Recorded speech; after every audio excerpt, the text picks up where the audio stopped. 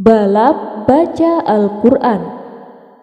Alkisah, pada suatu hari, Baginda Raja sedang menyelenggarakan pesta besar-besaran untuk menyambut hari jadi negeri Baghdad.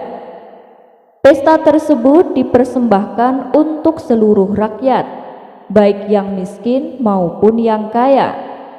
Para pejabat istana dan rakyat jelata membaur menjadi satu tanpa memandang status sosial. Mereka duduk bersama di tempat yang sama dan makan di meja yang sama. Suasana semarak dan gegap gempita tampak dirasakan oleh seluruh masyarakat Baghdad. Baginda Raja pun ikut larut dalam kebahagiaan rakyatnya. Di tengah-tengah ramainya acara berlangsung, Baginda Raja berkata di hadapan orang-orang, "Wahai seluruh rakyatku, hari ini adalah hari bahagia untuk kita semua. Dan untuk menambah semaraknya acara, aku akan membuat sayembara dengan hadiah uang yang banyak." Salah satu orang yang hadir bertanya kepada Baginda Raja, "Sayembara apa, wahai Paduka yang mulia?" Baginda Raja pun menjawab, "Sayembaranya adalah mengaji Al-Quran.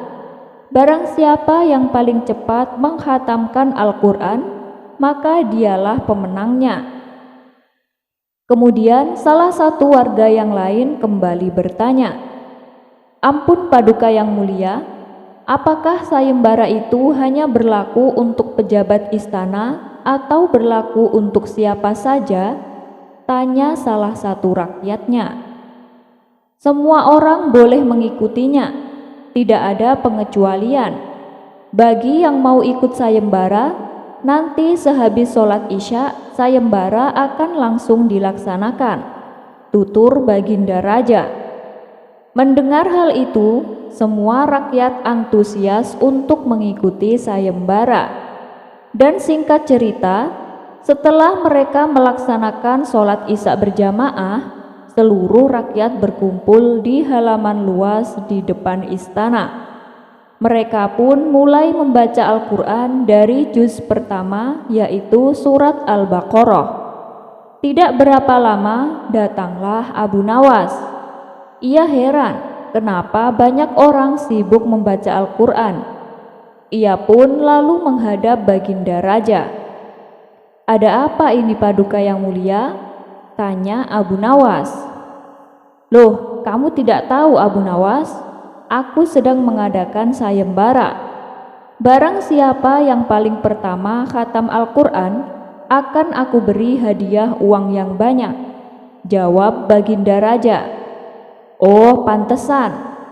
Bolehkah hamba ikut sayembara itu Paduka?" tanya Abu Nawas kembali. "Tentu boleh Abu Nawas, tapi apa kamu yakin kamu bisa menang? Sementara mereka yang sedang mengaji sudah sampai juz 5. Kata Baginda Raja balik bertanya. "Insya Allah Paduka yang mulia," jawab Abu Nawas. Maka Abu Nawas pun dipersilahkan mengikuti sayembara. Tapi bukannya mengambil kitab Al-Quran, Abu Nawas malah mengambil makanan yang sudah tersedia di ruangan istana. Setelah selesai makan dan minum, Abu Nawas duduk istirahat sambil mengamati orang-orang yang sedang berlomba-lomba menghatamkan Al-Quran. Melihat hal itu, Baginda Raja menegurnya, "Hei Abu Nawas, malam sudah semakin larut. Kenapa kau tak bergegas membaca Al-Quran? Kamu jadi ikut sayembara apa tidak?" tanya Baginda Raja. "Tentu saja saya ikut Paduka yang mulia," jawab Abu Nawas. Ketika dirasa istirahatnya sudah cukup, Abu Nawas mengambil wudhu dan mengambil kitab Al-Quran yang sudah disediakan. Baru beberapa menit membaca Al-Quran, tiba-tiba Abu Nawas berteriak lantang, "Wahai Paduka yang mulia, Alhamdulillah saya sudah khatam, jadi sayalah pemenangnya." Mendengar hal itu, para peserta lain terkejut dan tak percaya. Mereka pun mengajukan protes kepada Baginda Raja. Itu tidak mungkin, Paduka Yang Mulia. Abu Nawas pasti bohong. Kami yang membacanya sehabis sholat Isya saja baru sampai juz 10. Bagaimana mungkin Abu Nawas yang baru saja datang dan baru mulai membaca Al-Quran tiba-tiba sudah khatam dalam waktu yang sangat singkat? Protes salah satu peserta yang diiyakan oleh peserta lainnya. Bagaimana Abu Nawas? Mereka semua tidak percaya sama kamu, termasuk aku. Apa buktinya kamu sudah mengkhatamkan Al-Quran dalam waktu yang singkat? Tanya Baginda Raja heran. Oh, itu saya cukup membaca surat Al-Ikhlas 3 kali. Dan itu sebagai bukti kalau saya sudah mengkhatamkan Al-Quran, jawab Abu Nawas. Kenapa bisa begitu, Abu Nawas? Tanya Baginda Raja kembali. Bukankah Paduka sudah tahu, di dalam satu hadis Rasulullah SAW pernah bersabda, membaca 1 kali surat Al-Ikhlas sama seperti membaca 1/3 dari kitab Al-Quran. Kalau dibaca sampai 3 kali, berarti sama seperti membaca seluruh Al-Quran. Tutur Abu Nawas menjelaskan. Mendengar penjelasan Abu Nawas, semua peserta yang ikut sayembara hanya bengong dan tak bisa membantah. Sementara Baginda Raja kagum dengan kecerdasan dan kecerdikan Abu Nawas. Akhirnya, Abu Nawaslah yang dinobatkan sebagai pemenang untuk membawa hadiah dari Baginda Raja.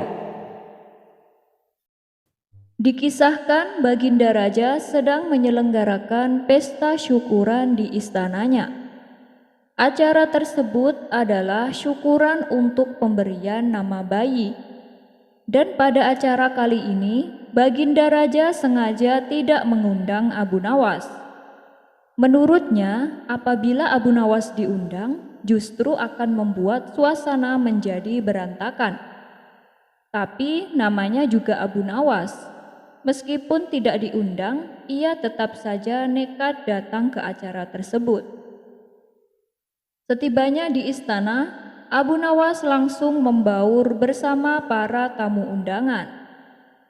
Tidak lama berselang, Baginda Raja memulai pidatonya. Para hadirin sekalian, hari ini adalah kebahagiaan bagi kita semua. Karena di tengah-tengah kita ada bayi yang baru lahir. Dan bayi ini akan saya namai Jablut.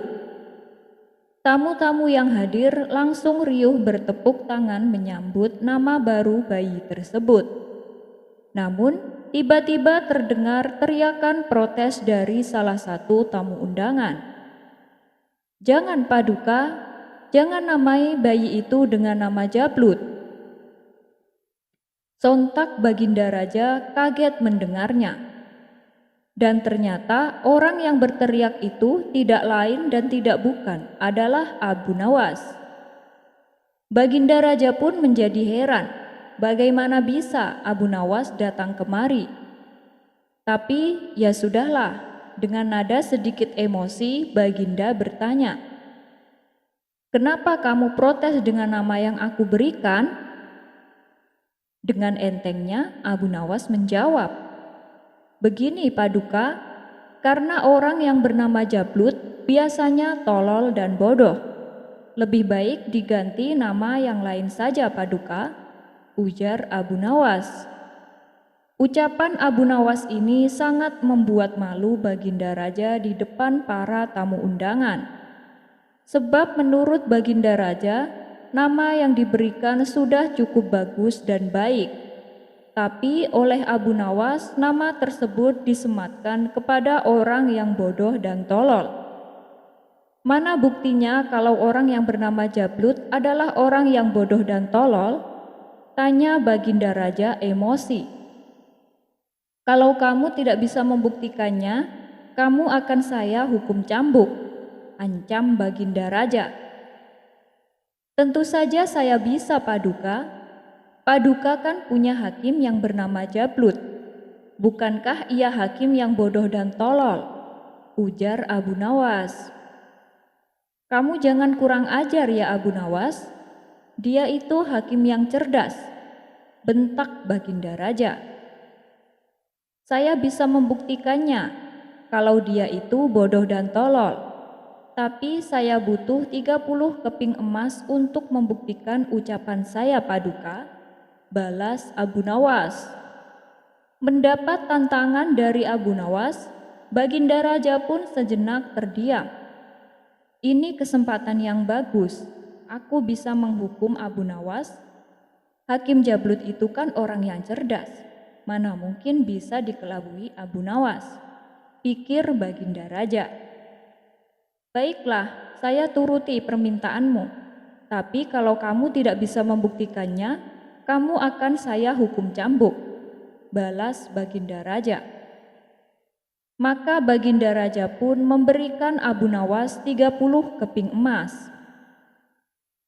Esok harinya, dengan membawa 10 keping emas, Abu Nawas mendatangi sebuah rumah milik Hakim Jablut.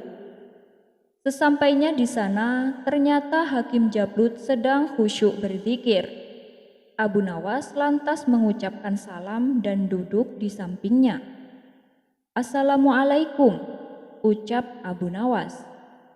Waalaikumsalam Abu Nawas, sahut Hakim Jablut. Ia pun kembali melanjutkan zikirnya. Karena saking khusyuknya berzikir, sesekali Hakim Jablut memejamkan matanya. Melihat hal itu, timbul ide konyol pada diri Abu Nawas. Saat Hakim Jablut sedang memejamkan mata, Abu Nawas dengan sangat hati-hati menyelipkan 10 keping emas di bawah sajadah yang diduduki Hakim Jablut. Sementara Hakim Jablut tak menyadari dengan perbuatan Abu Nawas ini. Setelah selesai berzikir, Hakim Jablut lalu menyapa Abu Nawas.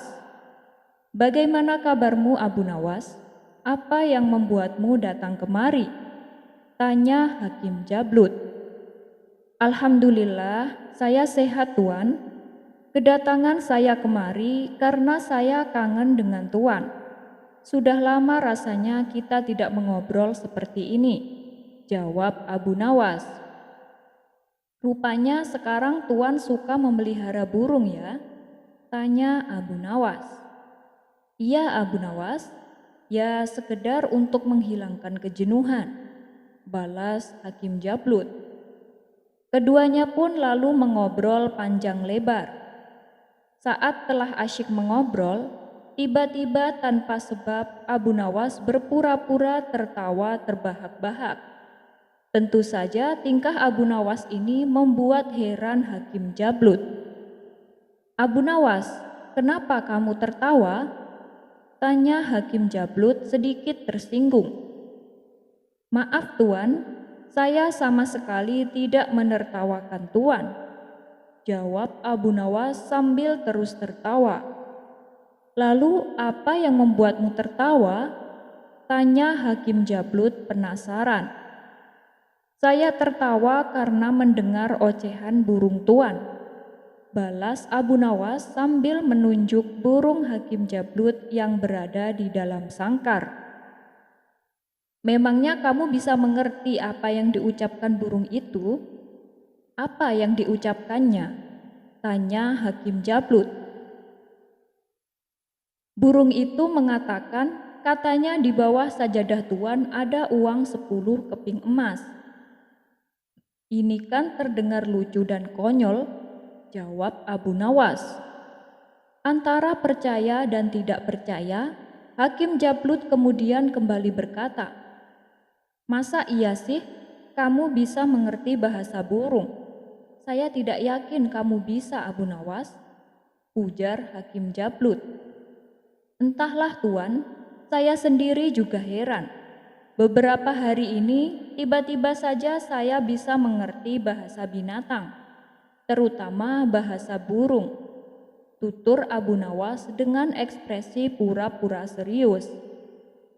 Untuk membuktikan perkataan Abu Nawas, Hakim Jablut lalu membuka sajadahnya.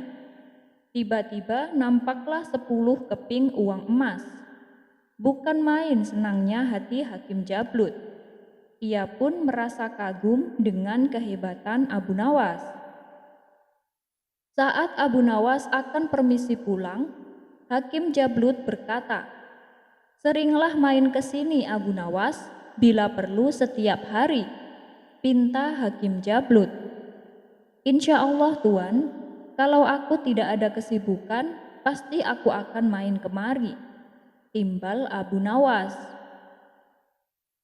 Pada keesokan harinya, Abu Nawas kembali mendatangi rumah Hakim Jablut. Ia sengaja datang ketika Tuan Hakim sedang sibuk berzikir. Melihat kedatangan Abu Nawas, Hakim Jablut segera menghentikan zikirnya guna menyambut Abu Nawas. "Maaf Tuan, sepertinya aku telah mengganggu waktu zikir Tuan. Lebih baik aku pulang saja ya," kata Abu Nawas berpura-pura. "Jangan, duduklah di sini," cegah Tuan Hakim. "Baiklah, tapi aku minta supaya Tuan melanjutkan zikirnya, supaya aku tidak merasa bersalah." "Jangan khawatir Tuan, saya akan setia menunggu di samping Tuan hingga zikirnya selesai," balas Abu Nawas. Hakim Jablut pun kembali meneruskan zikirnya. Sesekali ia memejamkan mata untuk menambah kekhusyuan.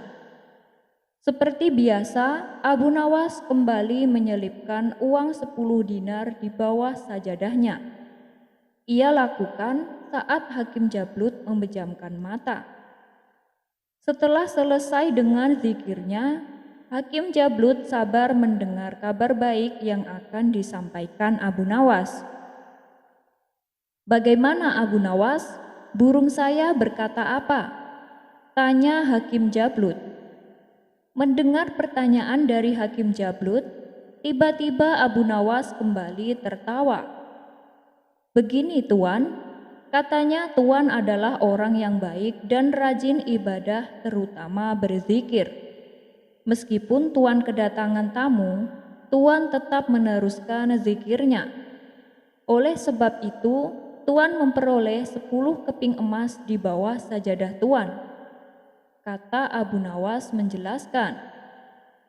Mendengar itu, sang hakim segera membuka sajadahnya. Untuk kedua kalinya, Hakim Jablut mendapati 10 keping emas di bawah sajadahnya.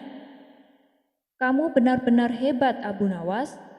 Aku tidak menyangka kamu bisa mengerti apa yang diucapkan oleh burung," puji Hakim Jablut.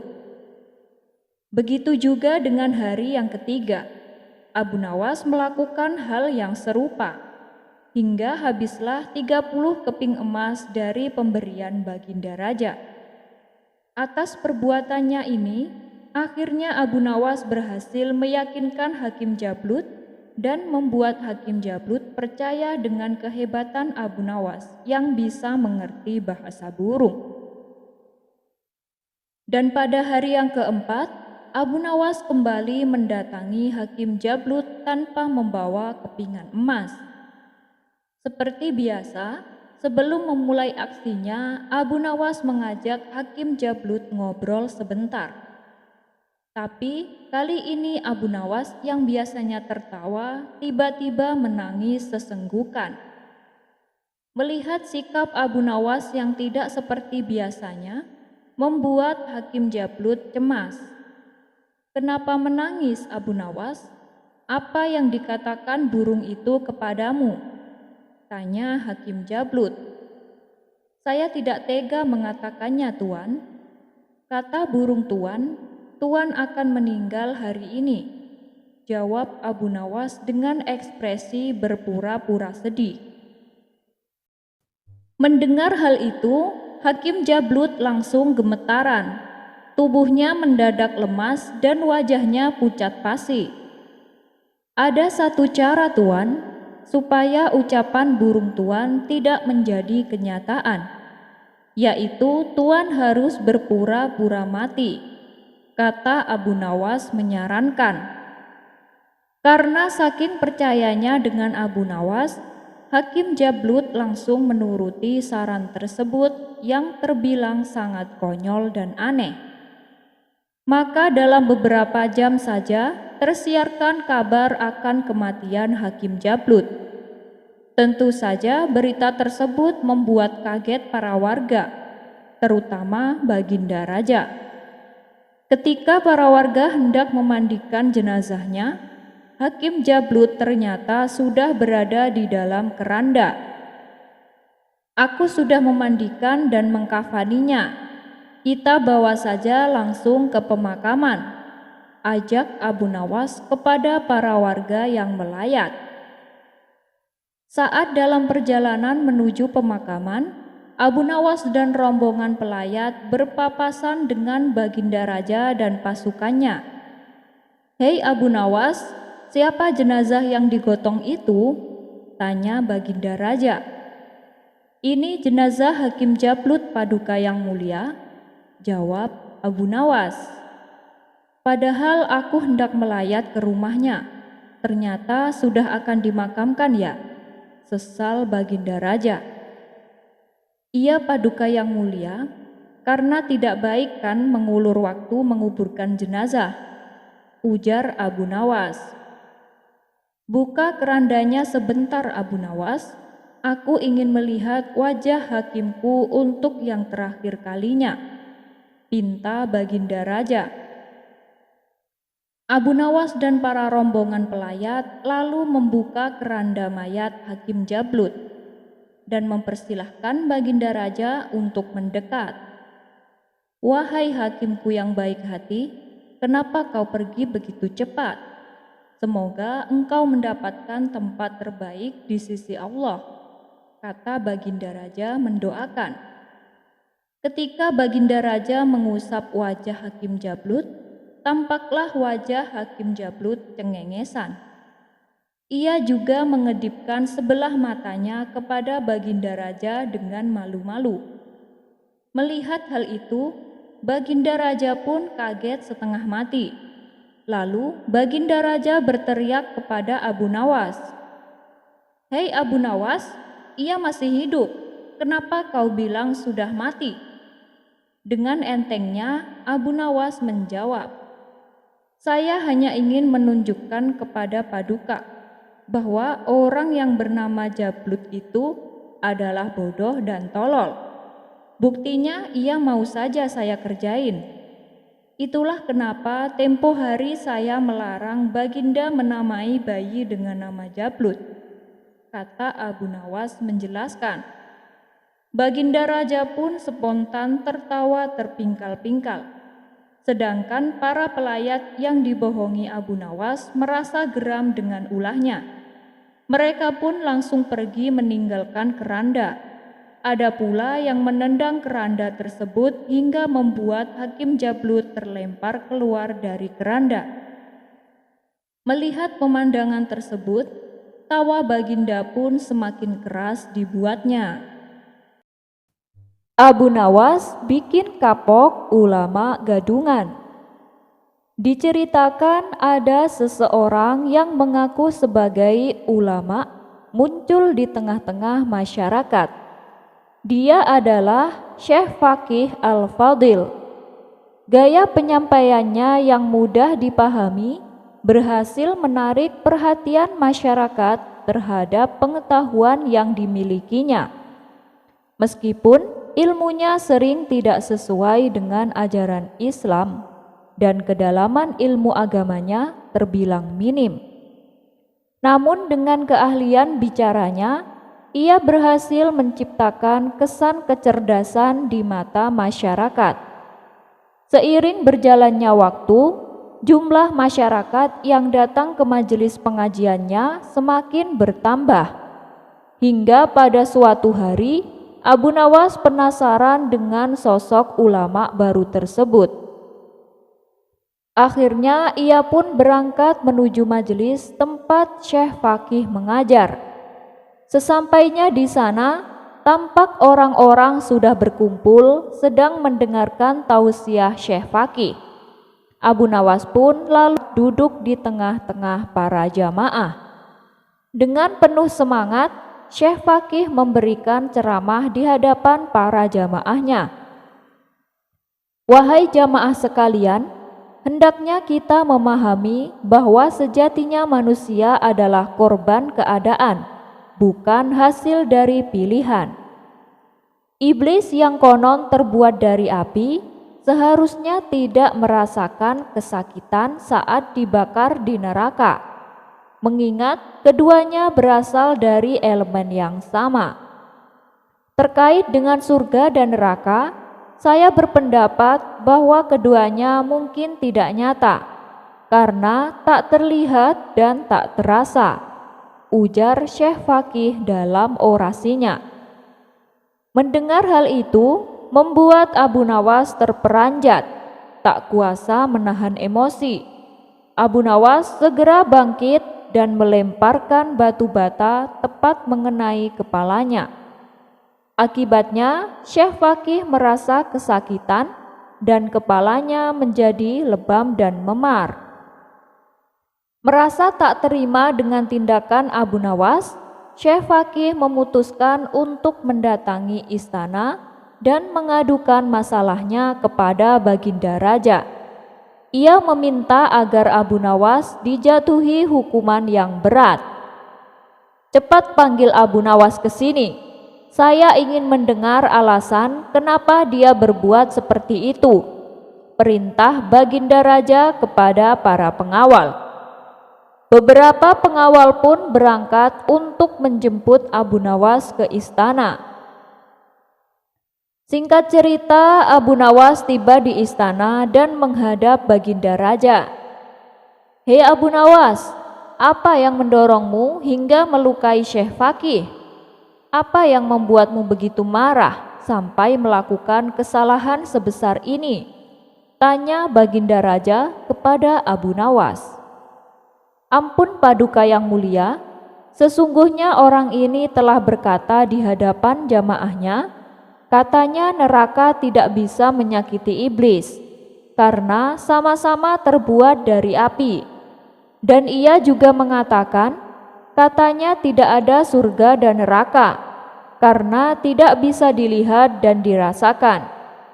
Dia juga berkata bahwa manusia adalah atas paksaan, bukan atas pilihan, kata Abu Nawas. Apakah benar kamu mengatakan itu? Tanya Baginda Raja kepada Syekh Fakih. Benar Paduka yang mulia, saya tidak mengingkarinya, karena sesungguhnya hal itu berdasarkan dari pengetahuan dan kenyataan, jawab Syekh Fakih. Kau dengar sendiri kan, dia adalah orang alim dan cerdas, tapi kau malah menyakitinya, ujar Baginda Raja. Tapi Paduka, saya kan hanya menerapkan sesuai dengan 3 pernyataan yang dia sampaikan. Begini saja Paduka, izinkan saya bertanya kepada Syekh Fakih agar Paduka bisa memutuskan mana yang benar dan mana yang salah, pinta Abu Nawas. Baginda Raja kemudian mengizinkan Abu Nawas untuk bertanya kepada Syekh Fakih.